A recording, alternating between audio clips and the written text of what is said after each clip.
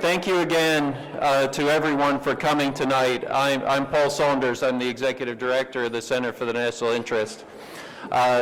This event, which we do annually in Washington, is always a special pleasure for us to see so many of our friends and acquaintances.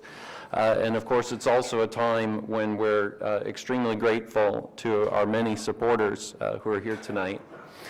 I will be extremely brief right now. The only thing that I would like to do is to introduce Center President Dimitri Simes, who is the founding president of the Center for the National Interest, personally appointed to that role by former President Richard Nixon in 1994. Dimitri, please. Thank you everyone who came here fighting the weather for making a special effort. It's going to be an interesting dinner because we are not just celebrating two very distinguished senators, we're celebrating bipartisanship in foreign policy. We're celebrating Republicans and Democrats being able to work with each other. And we're also celebrating common sense and civility. I don't mean it as a joke. That is what we definitely are celebrating. The fact, how to put it, that Washington today is not overwhelmed with all these qualities, I don't need to spend a lot of time demonstrating that. This center was created back in 1994 by former President Richard Nixon. Paul has correctly described me as a founding president, but in the spirit of full disclosure, there was supposed to be another larger office next to mine, which would belong to Richard Nixon, who would provide guidance to the center. But that did not happen. President Nixon have died unexpectedly, so we became a product of his love with foreign policy and his interest in having a policy impact, but he never was able to move forward with the center and to help us to become what he wanted us to be. I still like to think that we have done a reasonably good job. A founding member of our board who was very supportive of us through thick and thin wrote me a note the other day that President Nixon would be proud of what the center was able to accomplish. I certainly hope so. By using Jimmy Carter's criteria that we had good intentions. And we have certainly tried. But again, to use Jimmy Carter's expression, let's face it, we had an incomplete success. Remember, this term Jimmy Carter have used after our failed operation to rescue hostages in Iran. It's very clear that Richard Nixon's fundamental objective, not just to have a center which would speak truth to power, but much more important objective, to have an impact on US foreign policy discourse. Well, we did not do so well. I think we tried. We had some impact in terms of telling people that it's possible to go beyond bumper sticker cliches in talking about foreign policy issues, but I am not sure where we had a real impact we wanted. There is one notable exception. Back in 2009, at the beginning of the Obama administration, we had a commission on policy toward Russia, which we co-sponsored with the Belfast Center at Harvard. A number of you members of our board were part of that commission. We got a fantastic reception from Secretary Clinton, from National Security Advisor General Jones. They told us that we were doing great work, that they did not want, as one of them put it, not to have an inch between our approaches to Russia, and then we know what has happened. I know that we had a so-called perestroika policy, but let's face it, that perestroika or перегрузка or whatever it was called in Russian and English, it did not lead us very far. Richard Nixon, back in 1992, when President Bush Sr. was still in the White House, he wrote in one of his books that the United States managed to win the Cold War, but our task was to win the peace. I don't know anyone in this room who would seriously believe that we did win the peace. And the international environment today is significantly more secure, or for that matter, more favorable to American interests than it was at the end of the Cold War. And if this is true, this is a pretty remarkable and a pretty alarming conclusion. Fortunately, the United States is such a great power, a uniquely balanced superpower, that we can afford to make mistakes. We can afford to fail in a way with minimal costs to our overall security and prosperity. This is a true American exceptionalism. How long we will be able to succeed with this relative impunity, I don't know whether anyone has an answer, and I don't think we can operate on an assumption that this kind of questionable success will last forever. That is why it is so important for us to use our current troubles, our current sharp disagreements, our current, I would not hesitate to say, lack of civility in our presidential campaign as a mandate to take a new look at our foreign policy and at the nature of our foreign policy dialogue. As I told you, we were not very successful, but we are trying very hard. We have a number of programs at the center looking at China, led by General Gregson, looking at Russia, led by Paul Saunders, who just opened this meeting, on the Middle East, led by Jeffrey Kemp. And I think they are doing a great job, but I think they are doing a great job in terms of looking at things, in terms of having serious discussions with people on the other side, not necessarily, at least for now, of bringing any substantive results. We are very pleased with what we are able to do with our magazine, The National Interest.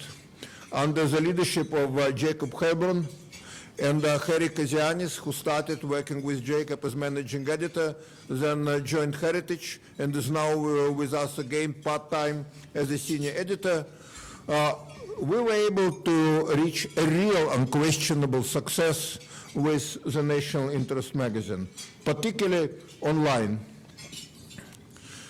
We are now ahead in terms of the unique visitors of all comparable publications in the United States, considerably ahead of foreign affairs, somewhat ahead of foreign policy.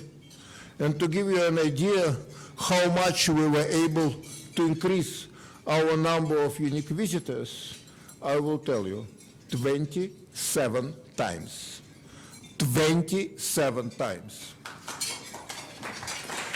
Which obviously, again in the spirit of full disclosure, suggests that we have started with a very low base.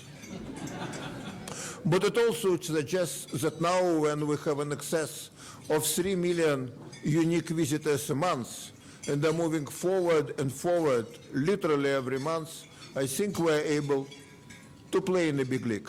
And we'll try to use it responsibly and assertively to promote the serious discussion about American foreign policy. You will have a number of truly exceptional people on our program today. I would like to mention those members of the board who are not on the program, but who are truly indispensable to our success. These people include Ambassador Richard Baird. Rick? Who is not only a member of the board, but also chairman of the Advisory Council of the National Interest magazine. David Kaine, opinion editor for the Washington Times past presidents of the National Rifle Association, and past chairman of the American Conservative Union. You don't know, these people, unlike us, have real power, or at least a real influence. Drew Goff, who is a new member of our board, a very successful Wall Street financier with investments in Russia, in China, and elsewhere, who is giving us a sense of reality. And last but not least, I don't see yet Grover Norquist, who is, I see Grover Norquist, who is not only an important member of the board, but as you know, he runs a very important organization, certainly a very important organization in the conservative movement, in the Republican Party, who also gives us an important sense of reality as a person who understands both intellectual ideas and how to make these ideas to work in the American political process. This was long enough. You're already eating.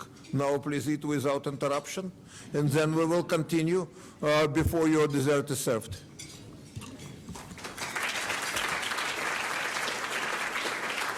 Introduce our first speaker in the after-dinner program, the Vice Chairman of the Center for the National Interest Board of Directors, Dr. Dov Zakheim, a former Undersecretary of Defense and Comptroller of the Pentagon, the coordinator of the DoD's civilian efforts in Afghanistan, a long list of additional very distinguished positions in government service and also in the private sector.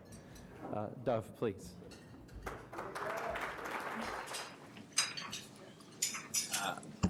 I was given a very interesting assignment to introduce a Democrat.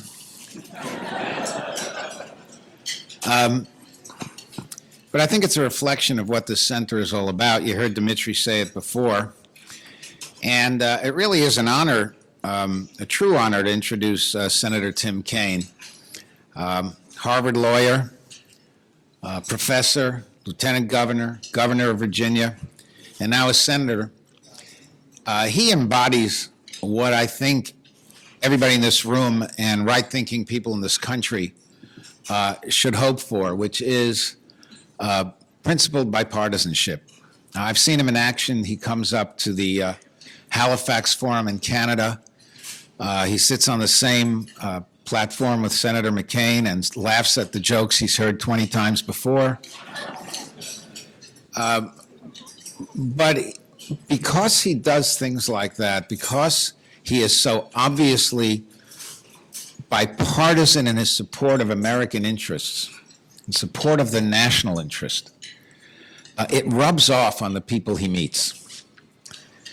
And we need more of people like that.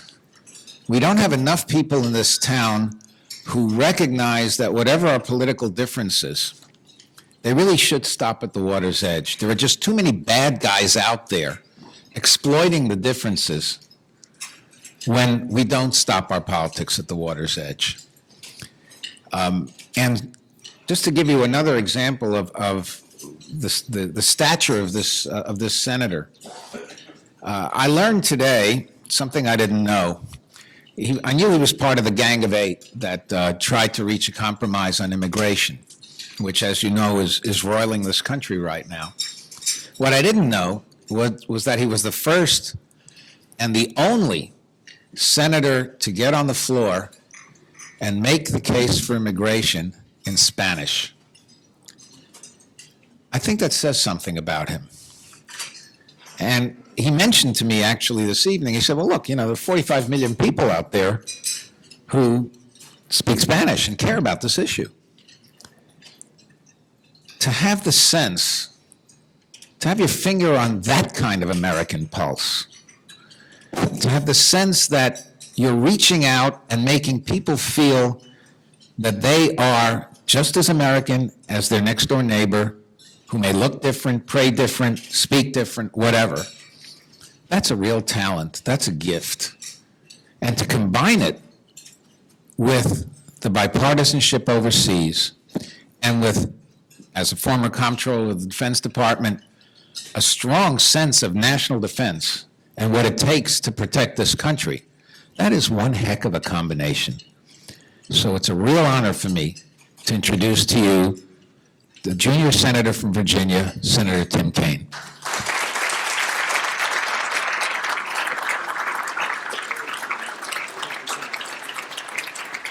Hey, thank you so much.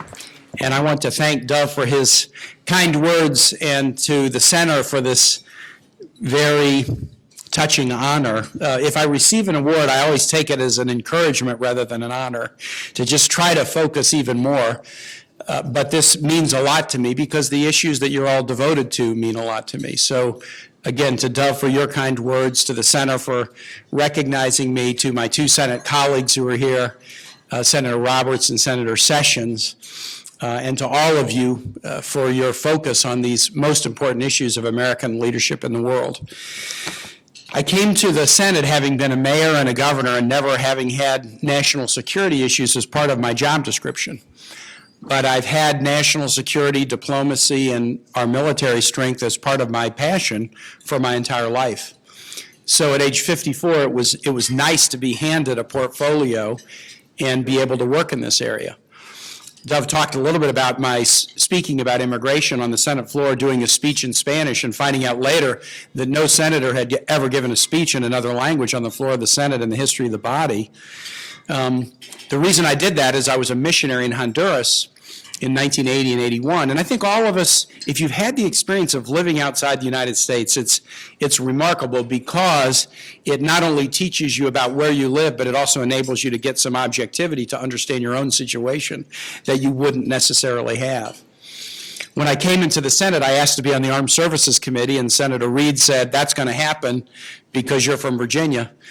And I said, put me on foreign relations. He said, that's not going to happen. We don't put freshmen on armed services and foreign relations. And I said to him, 45 million Americans speak Spanish every day in their homes. How about having somebody on the committee who can go on TV and radio and explain what we're doing in the language that is the language they're most comfortable with? He said, well, actually, you're making a pretty good argument. So that's how I ended up being able to work on both of the committees that I know you care deeply about. A word about Pat Roberts, and he may get mad at me for saying this, but Pat and my father were fraternity brothers at Kansas State. Now, I think my dad may be slightly older, but they were on campus at the same time. And when I came to the United States Senate, I kind of knew and admired the caustic wit of Senator Roberts because I'd seen him deliver it many times without even knowing him. And when I went up to him and said, hey, Senator Roberts, I'm Tim Kaine from Virginia, and you were in college with my dad, he used an epithet very quickly to put me in my place and said he didn't want me reminding him of that gap in our ages.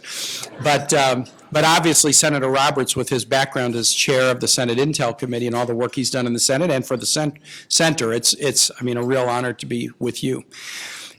Let me just say one thing, an intellectual problem that I'm working on right now, and I would encourage the Senator to work on it too, because I think it's worthy of contemplation.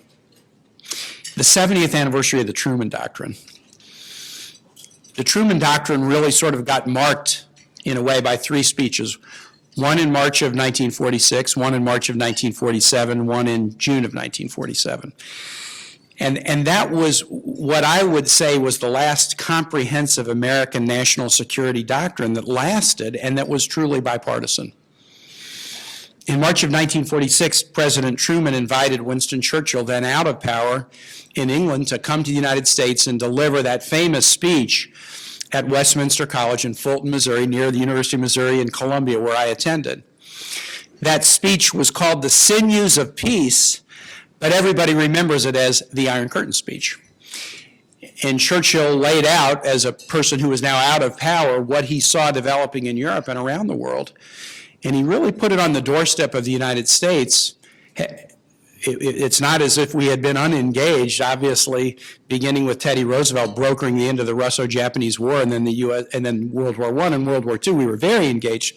But Churchill was laying out the new challenge and kind of laying it on the doorstep of the United States in terms of what he thought our role should be. That was March of 1946. Truman obviously loved Churchill and listened to those words very carefully. And then a year later, in March of 1947, President Truman had to go to Congress and give a speech that he would rather not have given. In a war-weary American public, in a war-weary Congress that was just getting used to some normalcy after the end of World War II, Truman had to come and say, look, Greece and Turkey may fall behind the Iron Curtain. They're west of the Iron Curtain, but they could fall behind it unless the U.S. is willing to step up and provide support so that their governments are not destabilized by folks connected with the Soviet bloc. And that is exactly the speech he didn't want to give, and Congress didn't want to hear it. But Congress, that very querulous Congress that had just switched from Democratic majority to Republican majority in a huge repudiation of Truman just 2 months before, and he went to them and said, we have to do this, and Congress acted on that old Vandenberg proposition that politics should stop at the water's edge and provided that support. 2 months later, in a graduation speech at Harvard, Secretary of State George Marshall laid out what became the Marshall Plan, which also was a key part of Truman's legacy. And in those 3 speeches delivered in the space of 14 months, a bipartisan national security doctrine was forged that was really all-encompassing. It wasn't just about military positioning. I mean, if you think about the Truman Doctrine and what it was, a lot of the reason we did the Peace Corps, that we raced to the moon, that we created Fulbright scholarships, it wasn't just a military doctrine. It was a humanitarian doctrine. It was a diplomatic doctrine. And you can analyze the doctrine and say what you like and don't like about it. And there were failings of the doctrine, too, things we would look back now and say were a mistake. But it was a moment where there was a consensus between Democrats and Republicans across different administrations that lasted until the wall came down at the end of the Soviet Union. We went into, naturally after the collapse of the Soviet Union, we went into a kind of an American pragmatic case-by-case mode where it was hard to articulate what the doctrine was. There was a doctrine, again, after the attacks of 9/11, the war on terror, but that doctrine was sort of too narrow, and we've realized that because it didn't encompass all of the tools of American diplomacy. The war on terror wasn't a big enough doctrine for a nation as big as ours that has not only military assets, but also diplomatic, humanitarian, trade, and other levers at our power, our strength in international organizations. And so I think the place we are right now and the intellectual issue that I'm thinking about in this 70th anniversary during these 3 speeches is the array of powers are very different. The world is very different. The rise of the non-state power, for example, creates such a different complexity to these questions. But could you conceive in 2016 of a national security doctrine that would encompass all of these levers, that could be bipartisan, that could last under different administrations of different parties, that wouldn't be a straitjacket, but that would be a framework for looking at the world and trying to decide what it is that we should do? Now, this is an intellectual challenge of some significance to try to conceptualize what that would be in a world that's this complicated. And the only way we'll be able to do that is by having outside actors help us. It will be policymakers, certainly, but it will also need to be outside actors. And the center is perfectly situated to be part of a significant intellectual effort to try to answer that question for today. There are some who really think that you can't come up with a doctrine to describe what our role should be in the world now, and that we should just be pragmatic and case by case. But the problem with that is that it leaves allies uncertain as to where we'll be. It leaves adversaries uncertain as to where we'll be. It leaves our troops sometimes uncertain as to where we'll be. And so I possibly naively do believe that the effort to try to articulate a doctrine that is a framework, not a straitjacket, makes sense as we're grappling with this anniversary. So help me in that. You already do, but help me in that as an organization and in conjunction with other thinkers and organizations. It's a good time to answer that question. Thank you for honoring me tonight with somebody I admire greatly, Senator Roberts, and I look forward to doing more work together with you in the future.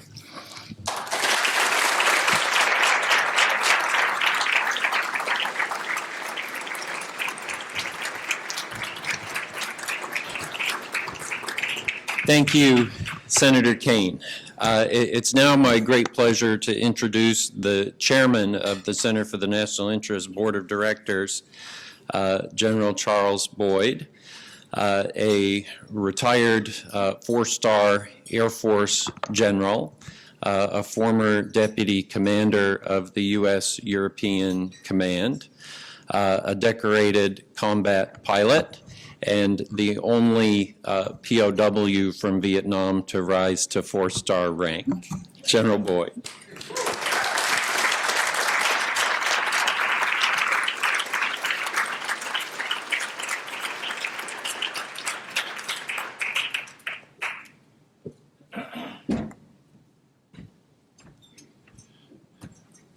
One of the most daunting tasks, it seems to me, is to come before a sophisticated, knowledgeable audience such as this one and try to introduce someone that they all know and has been in their midst for a half century and has left all kinds of tracks. And what are you going to say that they don't already know? But that's my job tonight, and I'm going to take the next 3 or 4 minutes to try to maybe come up with 1 or 2 things that were in our minds when we decided we would like to honor Senator Pat Roberts tonight. This is a man who came from 2 root sources, it seems to me, journalism and politics. His great-grandfather, J.W. Roberts, founded the first or the second, maybe it was, a newspaper in the state of Oklahoma. And his father, Wes Roberts, was the RNC chairman under Dwight Eisenhower. And so maybe, I don't know what happened over the dinner table, but my guess is that some of that got infused into the young Pat Roberts. Now he got, and that all notwithstanding, he had an inauspicious beginning, it seems to me. He went to college at an obscure little school out there in the middle of Kansas someplace, a modest place with much to be modest about. Now, had he gone to a more prestigious school, such as my alma mater and University of Kansas, he may well be our president now. But the next thing he did after graduation, he did the right thing. He went to the military, to serve his country, and I tip my hat to that. But he went to the Marine Corps. Had he had 20/20 vision, he might have been able to get in the Air Force. And 4 years in the Marine Corps, off he goes to journalism, following that journalism piece. Reporter, editor of numerous papers, and then I think the draw to national service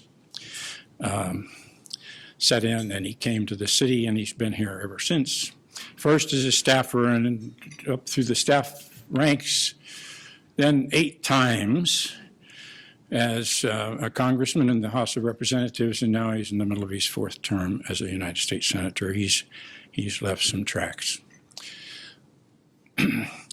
Many of you think, I'm sure, that we identify him, first of all, as an agricultural guy, and he certainly is that. He's the only guy in history that has chaired both the ag committees in the House and the Senate, and I think he's also been the ranking minority in both of those as well. But that's not, and not to say that agriculture doesn't have anything to do with national security, it certainly does. But it's that hardcore stuff that tweaks at my heartstrings, and I think it's the reason we really focused on this man to honor tonight. I'm going to tell you 2 things and then get off the stage. You didn't come to listen to me talk. One is that I was the executive director of a national security blue ribbon commission called the Hart-Rudman Commission. Many of you know it. The most comprehensive review that any group such as that has done on trying to determine what this nation's national security apparatus ought to be for the 21st century since the National Security Act of 1947. Bipartisan.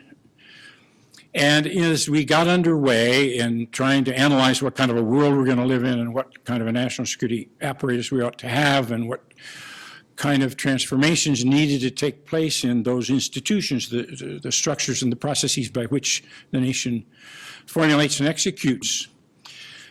We went to the Senate to find people who might pass their wisdom on, and that we might build some kind of support base for what we came up with eventually that would have to be implemented into law. It's a sad thing to say, but there was only one United States Senator, only one, who got interested and started right almost from the beginning, through the analytical process, through the conclusions, through the what ought we do about it. And that was Pat Roberts. Stayed with us all the way. And then afterward, when we rolled out in January of 2001, a set of recommendations, warnings, Americans are going to die on their own soil, probably in large numbers, not much interest. And so then he started having hearings and trying to bring attention to this important piece of work, the only man to do so in the United States Senate. 2 House representatives, by the way, both wonderful men, Ike Skelton, may he rest in peace, and Mac Thornberry, who is now the chairman of the House Armed Services Committee. Number 2, during that terribly critical period when the nation had suffered intelligence failures of a huge magnitude, Pat Roberts was the chairman of the Senate Select Committee and dealt with that period and dealt with reform issues and dealt with what we ought to do about the intelligence community in a way that brought both admiration and deep appreciation from me and I think thousands of other people, professionals. And he did it without grandstanding. He did it without grandstanding. He'll have my respect forever for that. It seems to me that I can think of nobody I'd rather have tonight in this room. And by the way, Tim Kaine, I am a great fan of Tim Kaine. At AUMF, he's the only guy doing it as far as I can tell, and it's hugely important. And my tip of the hat, and I'm trying to encourage him to keep on, don't be discouraged. So we're going to introduce Senator Pat Roberts, a man I admire immensely.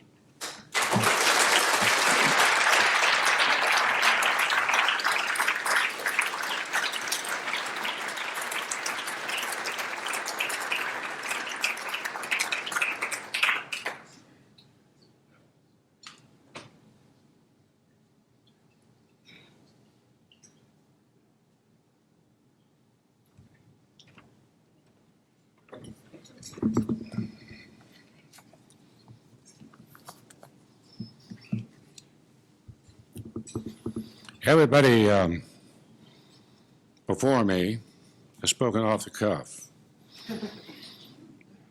indicating tremendous organization, power of concentration, wit, humor, and pertinence. I, on the other hand, have some prepared remarks. These are prepared by staff out of sheer fear of what I might say off the cuff. Dimitri, I think we have broken new ground. Where'd you go? Where's Dimitri? Right there in front of me. You have a senator that has been in the Senate, now entering his 4th term, me, and we have as guests two vice presidents sitting right over here, Tim Kaine and Jeff Sessions. If you guys want to get together and just solve all this, why, it'd be very helpful. Tim came up to me, and I recognized him immediately.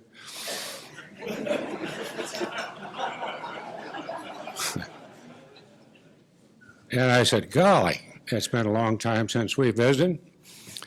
And I remember when you were president of the Pi Kappa Alpha chapter at Kansas State University, and all of this, and then all of a sudden I looked at him, I said, "Oh, wait a minute, that's your dad." Want to talk about a bummer. Tim is actually not a Democrat, he's just a confused Republican.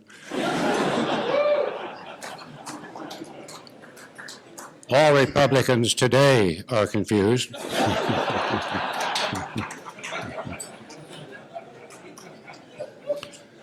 Chuck, it was not today, but there was a day with 20/20 hindsight that I did join the United States Marine Corps, as opposed to the service that you achieved notoriety, fame, and well-deserved accolades.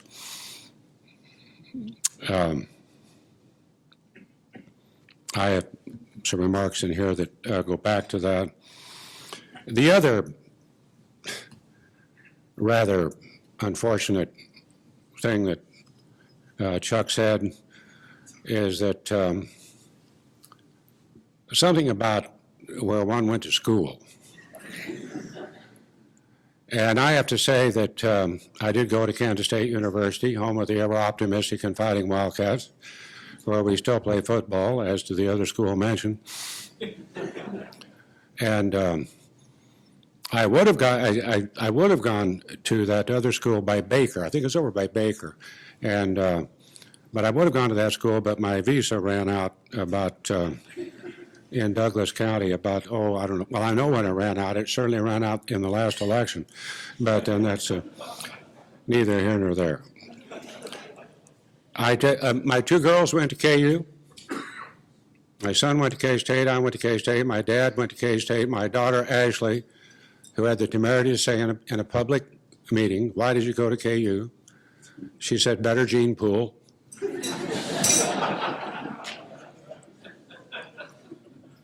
But I had to write checks to your school.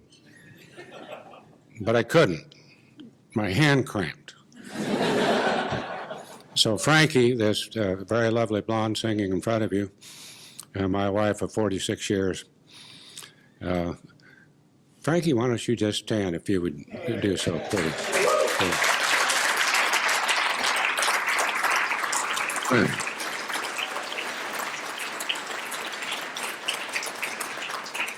All right, I got to tell the story since these remarks don't amount to much, and I might as well just, keep on a roll here. I got to tell the story. Honey, please don't be upset with this, but she worked for Strom Thurmond, and I was working for Frank Carlson. And so then I thought it was very cute after we became married and we would be introduced, and I would say that basically she got too old for Strom and had to settle for me. Now, see, that got a laugh, right? Good for the evening, not very good later on. So at the time that I was, we were just being introduced as the new class of '80. We were the Reagan robots that were elected to the Senate. And so I stood up and said that. And she, without, just stood right up and she says, "And now I have my own Strom Thurmond." That should have got a bigger laugh than the other. I'd have been in trouble again. You want to try it again and I'll just stay out of trouble? All right. Thank you so much for the honor that you have given me this evening. Special moment in my career to be receiving the Distinguished Service Award along with my good friends and colleagues, Senator Tim Kaine. And then we have the conscience of the Senate with regards to spending dollars that we don't have. Senator Sessions, who I used to, in the role of acting presiding officer, recognize him as the senator from Georgia. Once. At any rate, a very prestigious organization, Center for the National Interest. General Boyd, Dimitri, you have been important voices in this city for over 2 decades. Think about that. In behalf of national security and individual freedoms, and I feel very privileged to be with you this evening and part of this organization.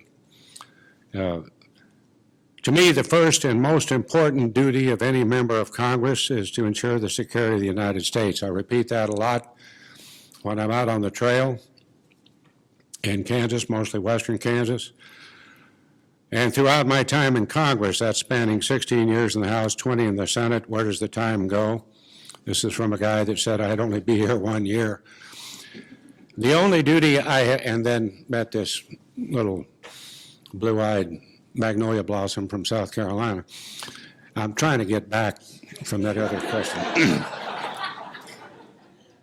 The only duty I have cherished more was my time in the United States Marine Corps. Those who know me would expect me to say that. It was by far, I think, the hardest thing that I ever had to do in my life.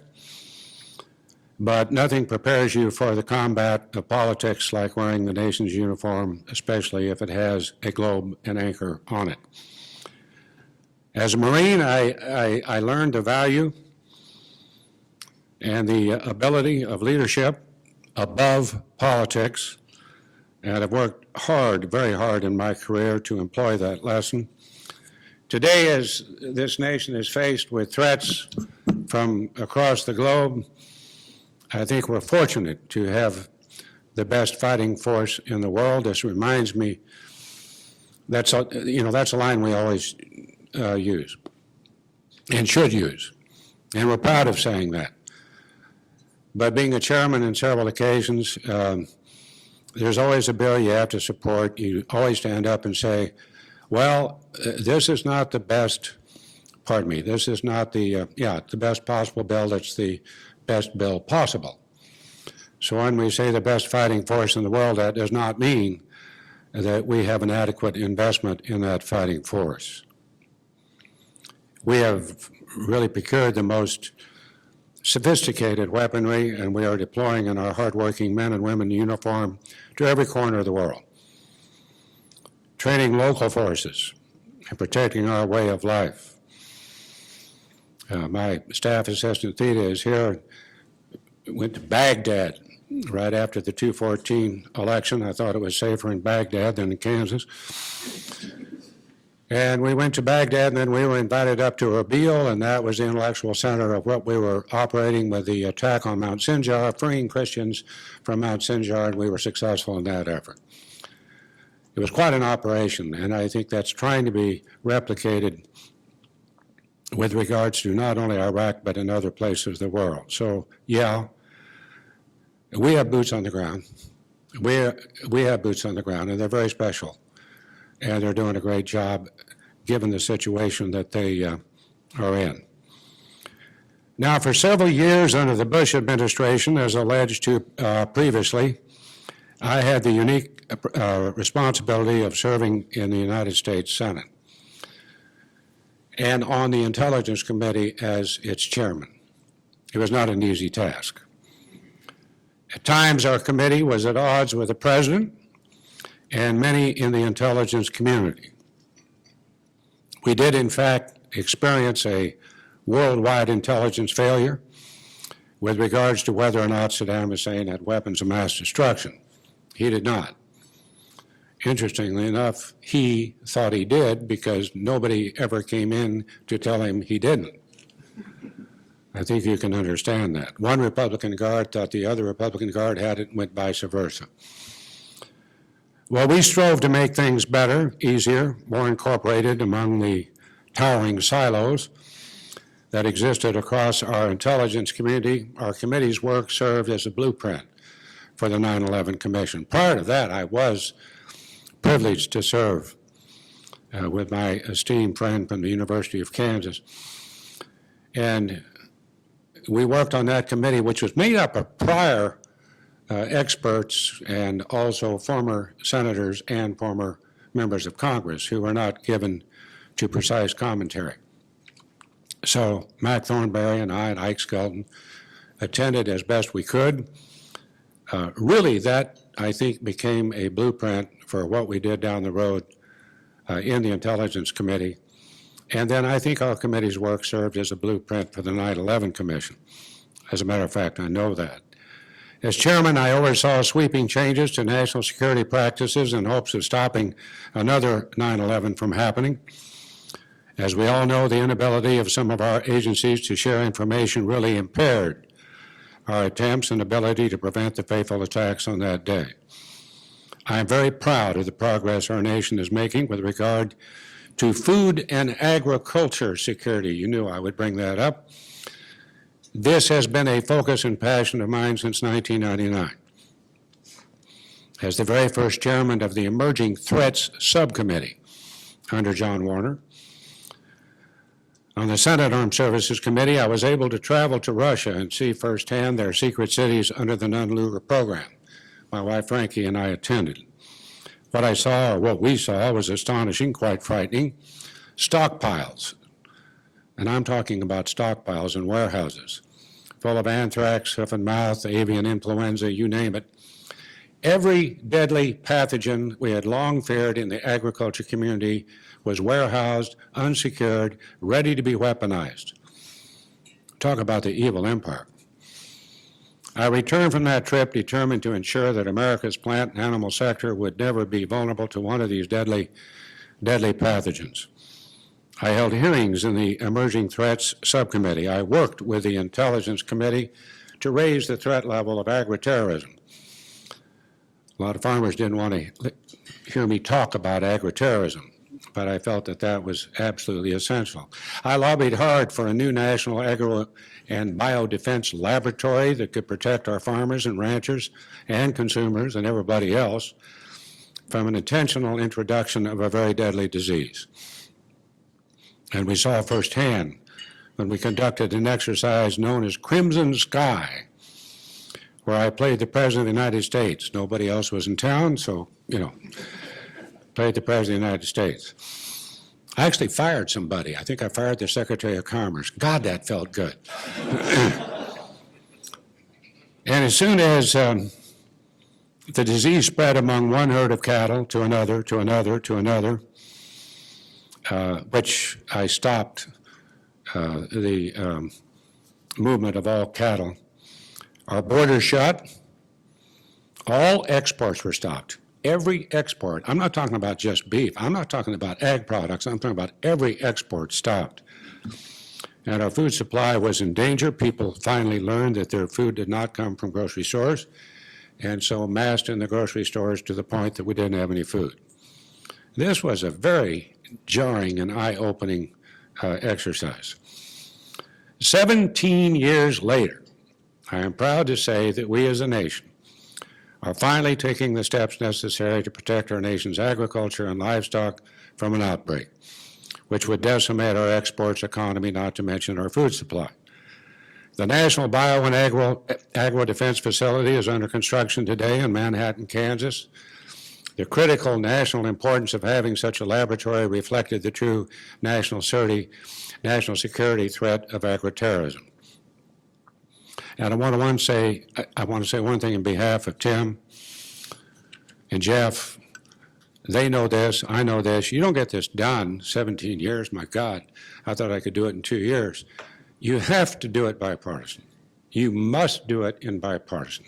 You have to get in touch and do your work and pull on the coat of somebody and say, will you sit down with me and at least for 25 seconds listen to what I have to say about a threat that I think is very, very critical.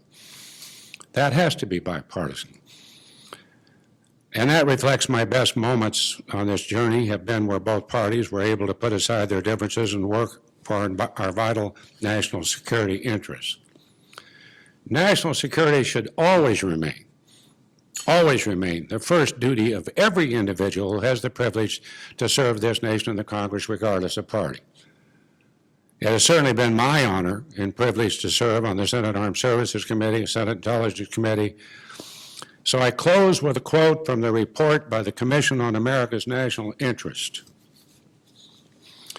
Tim said we ought to get together. Maybe we ought to try and assess what others have assessed before us have done. How can we build a consensus, if you will, a bipartisan consensus? It's all right here. It was in 1996, America's National Interest, the Commission on America's National Interest. That's where I took that quote from. And they did a unique thing. They took our vital interests and then our not so vital interests and down the road, and they played a poker game, and they put in blue chips, red chips, white chips, translucent chips. You read these blue chip recommendations in terms of what our vital national interests are today. Ladies and gentlemen, they're the same thing that we're talking about today. And some of the things that they point out, they say that we must have to do, we haven't done them. We haven't done them. I'm not pointing any fingers. We're all involved here. And it's not going to be solved unless we get a group like this, and I think I know which one I would pick. I'm a member of the group. And take a look at this and see if we would update it. Let me point out that there's a expression in Dodge City, Kansas, that if you want to be a big flea, you have to run with tall dogs. That's supposed to be a little bit of a laughter after that. Co-chairs Robert Ellsworth, Andrew Goodpasture, Rita Hauser. Executive directors, Gordon Allison Jr., Dimitri Symes, James Thompson. Members, Rich Armitage, Jeffrey Eisen, David Gergen, we all remember him. He was talking about international affairs when he wasn't arranging who was going to play tennis at the White House. Gerald Green, Jeffrey Kemp, John McCain, everybody knows John personally. Condoleezza Rice, Robert Blackwell, Richard Falkenrath, Bob Graham, former chairman of the committee on the Senate Select Committee on Intelligence, Arnold Cantor, Paul Krugman, of course, and then some guy named Roberts who was put between Sam Nunn and Brent Scowcroft, who I remember at the time said this. We were all sitting around a table. I was very privileged to be in the room, discussing what we were going to do with Iraq and what would be the appropriate responses. And it had gotten to the point where we all knew that where the administration wanted to go. Mr. Scowcroft, General Scowcroft, said, America, when it goes into a country, doesn't ask much. We would like to have the remains of those who paid the ultimate sacrifice. If that's not the case, perhaps in the National Cemetery in your country. We don't ask for anything else. But when we push Humpty Dumpty off the wall, which is what you do when you go into combat, you go into a particular mission, and that mission involves warfare. And Humpty Dumpty goes off the wall, i.e. Saddam Hussein. We have an obligation to put Humpty Dumpty back together again. That's what we do. And my question to everybody in the room is, when we win, what do we win? That's a question today that I, at that time, stuck with me, and when it came time for me to vote, I still had the question in the back of my mind. Should be the question we have in the back of our mind today. Either way, no matter which way it goes, I think it was good advice. So I am suggesting that you might want to take a look at this, try to renew the effort, try to get bipartisan support. We have two good men in the audience here along with me that I know that will be very conducive to any recommendations that we might want to make. I also want to thank everybody in this room for your contribution to what I did when I put up my hand swearing that I would do everything in my power to serve the Marine Corps in the best honorable way. For all that you have done individually. You're all heroes or heroines, and I appreciate that, and I appreciate the interest, something that doesn't come popping up all the time in the town hall meetings in Kansas as opposed to the overregulation problem that we have, but that every American shares today, that we're adrift, that we're not quite sure. You all can help in this regard.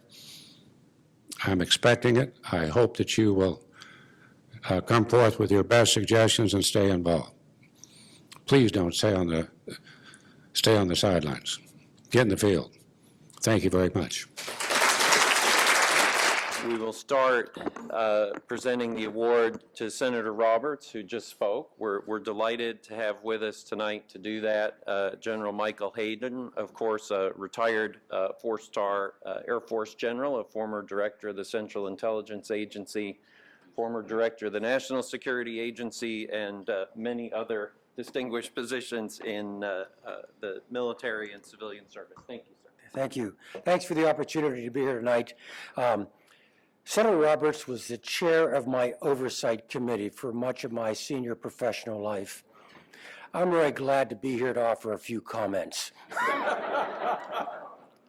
General Boyd pointed out the seriousness with which the senator took these responsibilities. You know, I began by commenting that he was the chair of my oversight committee.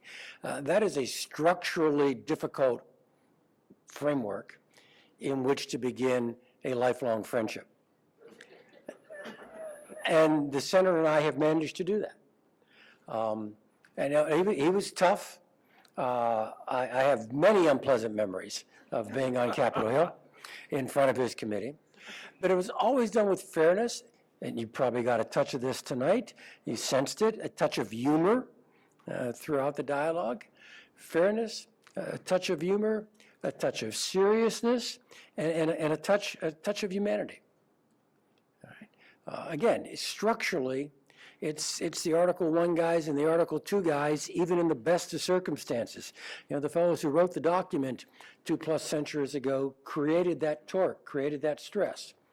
But it doesn't mean it has to be mean-spirited or unproductive. And I just credit Senator Roberts for keeping that relationship on that level throughout. He and I were chatting at the table. He pointed out that he was on the committee, in addition to being chair, he was on the committee for a total of 12 years. He points out the first 2 years was spent learning the acronyms of the Intelligence Committee, and the next 2 years were spent teaching himself that there were actually indeed no stupid questions. And he began to ask those questions for the remaining 8 years that he had been on the committee. I've said this about others, but I really mean this about the senator. If you're on the intelligence committees, this is a labor of patriotism, this is a labor of love, this is a labor of service. You don't get roads built in the home district by being on the Intelligence Committee. This truly is a vocation of service. He did it in a non-political way. He did it with toughness, with fairness, with honesty. And as I mentioned before, he did it with a sense of humor. And Senator, you mentioned this at the table, but it was already in my notes. At the height of what did we do? How much did we do? Did we go too far with regard to the response to 9/11? Very honest debates among very good people.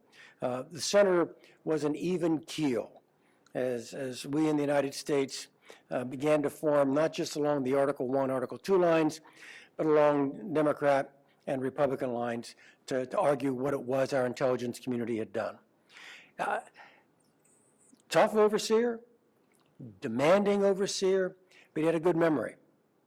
He remembered what we told him, and we reminisced at the table. And again, Senator, I was going to tell this story anyway. He was on Meet the Press with some other members who were complaining about some things that had been done, and the senator actually pulled a bottle of pills out of his pocket, shook them in front of Tim Russert, put them on the table and said, "These are memory pills. I prescribed them for the other members who are here today, who seem to have difficulty remembering what they had been briefed on prior to this becoming a contentious political issue." So again, I was delighted that General Boyd asked me to come and be part of tonight's ceremony. I would do this personally. I would do this out of friendship. I am delighted to be able to do this on behalf of the intelligence community that I represent and that the senator oversaw during his time on the committee. Senator, thank you very much.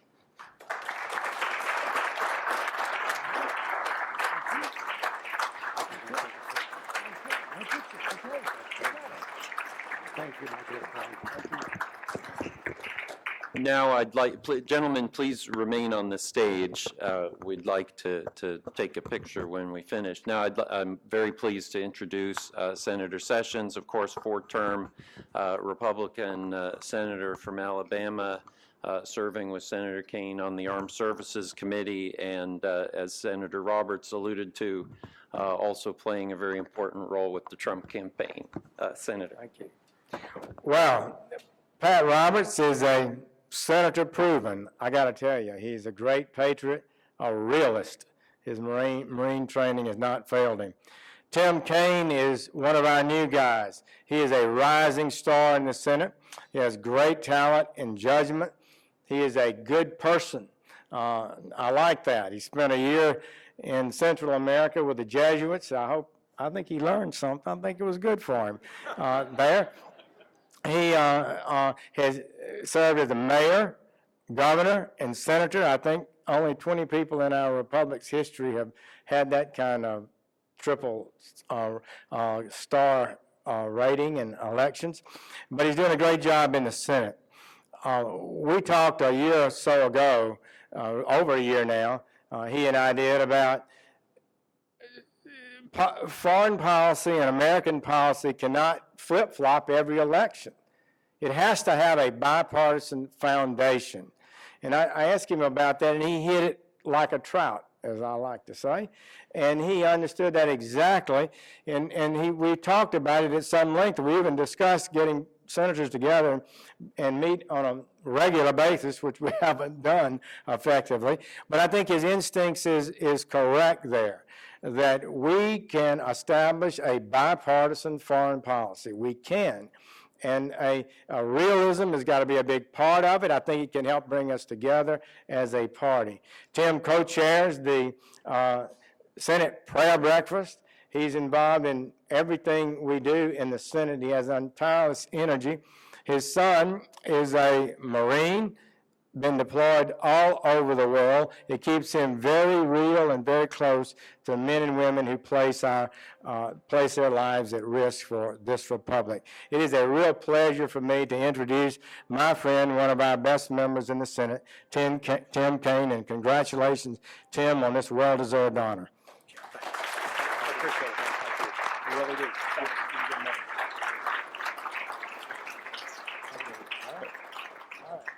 All right.